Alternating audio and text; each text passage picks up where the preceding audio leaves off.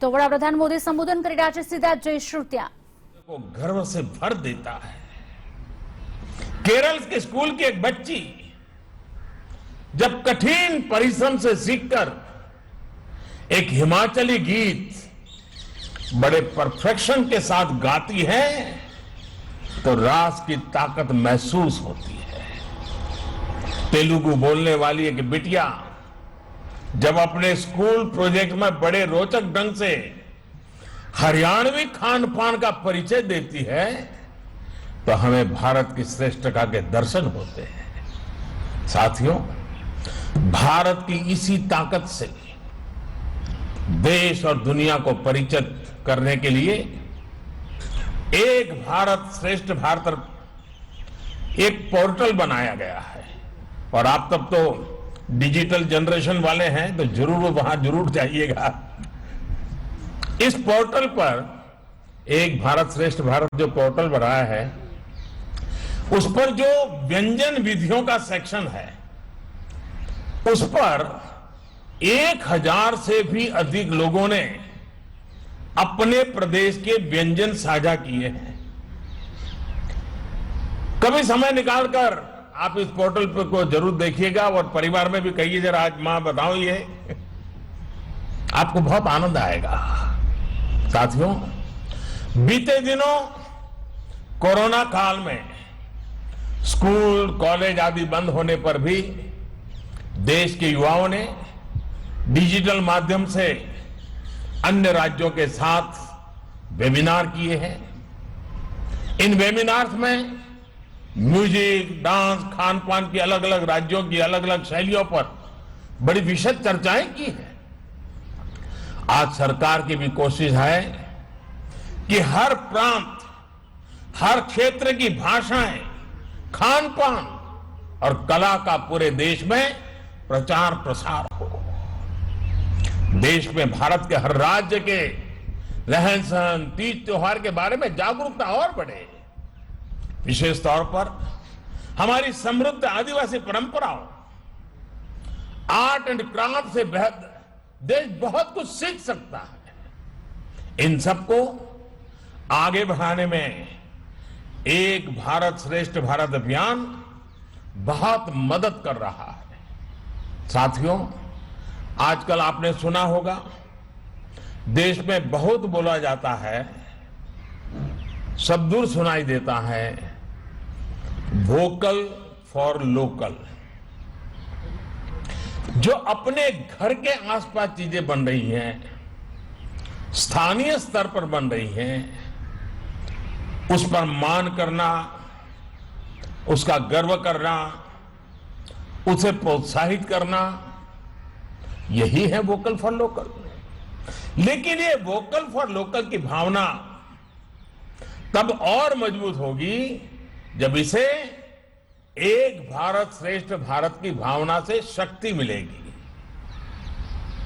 हरियाणा की किसी चीज की संबंध में मैं तमिलनाडु में रहता हूं, मुझे गर्व होना चाहिए। केरल की किसी चीज का मैं हिमाचल में रहता हूं, मुझे गर्व होना चाहिए। एक क्षेत्र के लोकल प्रोडक्ट पर दूसरा क्षेत्र भी गर्व करेगा, उसे प्रोत्साहित करेगा, तभी लोकल प्रोडक्ट की पहुंच देश भर में होगी। उसमें एक ग्लोबल प्रोडक्ट बनने की ताकत पैदा होगी। साथियों, ये वोकल फॉर लोकल, ये आत्मनिर्भर भारत अभियान, इनकी सफलता आप जैसे नौजवानों पर टिकी हुई है।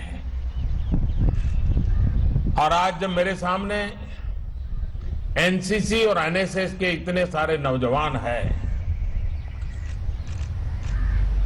उनको तो शिक्षा दीक्षा शिस्त सब यही दिख दिया जाता है। मैं आज आपको एक छोटा सा काम देना चाहता हूं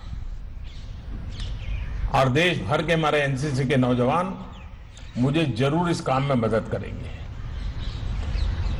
आप एक काम कीजिए,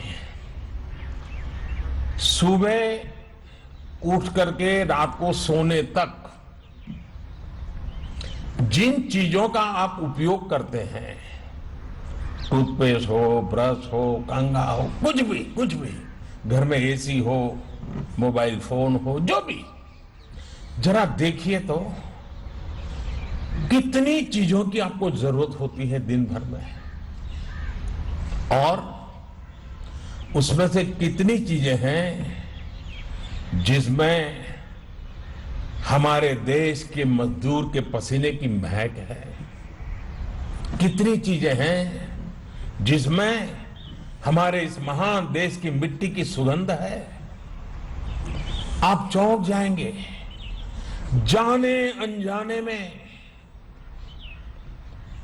इतनी चीजें विदेश की हमारे जीवन में घुस गई हैं, हमें पता तक नहीं है। एक बार उस पर देखेंगे तो पता चलेगा कि आत्मनिर्भर भारत बनाने का सबसे पहला कर्तव्य हमी से शुरू होना चाहिए। इसका मतलब मैं ये नहीं कह रहा हूं कि आपके पास कोई विदेशी चीज है तो कल जाके फेंक दो, ये मैं नहीं कह रहा हूं। मैं ये भी नहीं कह रहा हूं कि दुनिया में कोई अच्छी चीज हो हमारे यहां न हो तो उसको लेने से मना करे, ये नहीं हो सकता। लेकिन हमें पता तक नहीं है, ऐसी ऐसी चीजें हमारे रोजमर्रा की जिंदगी में हमें एक प्रकार से गुलाम बना दिया है, मानसिक गुलाम बना दिया है। मेरे नौजवान साथियों से मैं आग्रह करूंगा, एनसीसी एनएसएस के शिस्तबद्ध नौजवानों से आग्रह करूंगा, आप अपने परिवार के सबको बिठा करके जरा सूची बनाइए, एक बार देखिए, फिर आपको कभी मेरी बात को याद नहीं करना पड़ेगा। आपकी आत्मा कहेगी कि हमने हमारे देश का कितना नुकसान कर दिया है। साथियों, भारत आत्मनिर्भर किसी के कहने भर से ही नहीं होगा, बल्कि जैसा मैंने कहा, आप जैसे देश के युवा साथियों के करने से ही होगा। और आप ये तब और ज्यादा बेहतर तरीके से कर पाएंगे जब आपके पास जरूरी स्किल सेट होगा। साथियों, स्किल के, कौशल के इस महत्व को देखते हुए ही 2014 में सरकार बनते ही स्किल डेवलपमेंट के लिए विशेष मंत्रालय बनाया गया। इस अभियान के तहत अब तक 5.5 करोड़ से अधिक युवा साथियों को अलग अलग कला और कौशल की ट्रेनिंग दी जा चुकी है। कौशल विकास के इस कार्यक्रम के तहत सिर्फ ट्रेनिंग ही नहीं दी जा रही, बल्कि लाखों युवाओं को रोजगार और स्वरोजगार में मदद भी की जा रही है। लक्ष्य यह है कि भारत के पास स्किल युवा भी हो और स्किल सेट के आधार पर उन्हें रोजगार के नए अवसर भी मिले।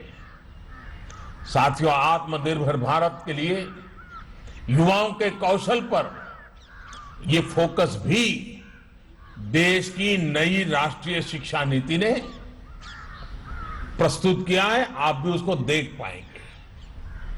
इसमें पढ़ाई के साथ साथ ही पढ़ाई के उपयोग यानी एप्लीकेशन पर भी उतना ही बल दिया गया है। राष्ट्रीय शिक्षा नीति की कोशिश यह है कि युवाओं को उनकी रुचि के अनुसार विषय चुनने की आजादी दी गई है। उनको कब पढ़ाई करनी है, कब पढ़ाई छोड़नी है और कब फिर से करनी है, इसके लिए भी फ्लेक्सिबिलिटी दी गई है। कोशिश यही है कि हमारे विद्यार्थी जो कुछ खुद से करना चाहते हैं वो उसी में आगे बढ़ें। साथियों, नई राष्ट्रीय शिक्षा नीति में पहली बार वोकेशनल एजुकेशन को एजुकेशन की मुख्य धारा में लाने का गंभीर प्रयास किया गया है। कक्षा 6 से ही विद्यार्थियों को स्थानीय जरूरतों और स्थानीय व्यवसायों से जुड़ा अपनी रुचि का कोई भी कोर्स चुनने का विकल्प दिया गया है। ये सिर्फ पढ़ाने के कोर्स नहीं होंगे, बल्कि सीखने और सिखाने के कोर्स होंगे। इसमें स्थानीय कुशल कारीगरों के साथ प्रैक्टिकल अनुभव भी दिया जाएगा। इसके बाद चरणबद्ध तरीके से सभी मेडिकल स्कूलों के शैक्षणिक विषयों में व्यावसायिक शिक्षा को एकीकृत करने का भी लक्ष्य है। मैं आज आपको ये विस्तार से इसलिए भी बता रहा हूं क्योंकि आप जितना जागरूक होंगे उतना ही आपका भविष्य भी उज्जवल होगा। साथियों, आप सभी ही आत्मनिर्भर भारत अभियान के असली कर्णधार है। एनसीसी हो, एनएसएस हो या फिर दूसरे संगठन हो, आपने देश के सामने आने वाली हर चुनौती और संकट के समय अपनी भूमिका निभाई है। कोरोना काल में भी आपने जो काम किया वॉलंटियर्स के रूप में, उसकी जितनी प्रशंसा की जाए वो कम है। जब देश को, शासन प्रशासन को सबसे अधिक जरूरत थी, तब आपने वॉलंटियर्स के रूप में आगे आकर व्यवस्थाएं बनाने में मदद की। आरोग्य सेतु ऐप को जन जन तक पहुंचाना हो या फिर कोरोना संक्रमण से जुड़ी दूसरी जानकारियों को लेकर जागरूकता, आपने प्रशंसनीय काम किया है। कोरोना के इस काल में फिट इंडिया अभियान के माध्यम से फिटनेस के प्रति अवेयरनेस जगाने का आपका रोल महत्वपूर्ण रहा है।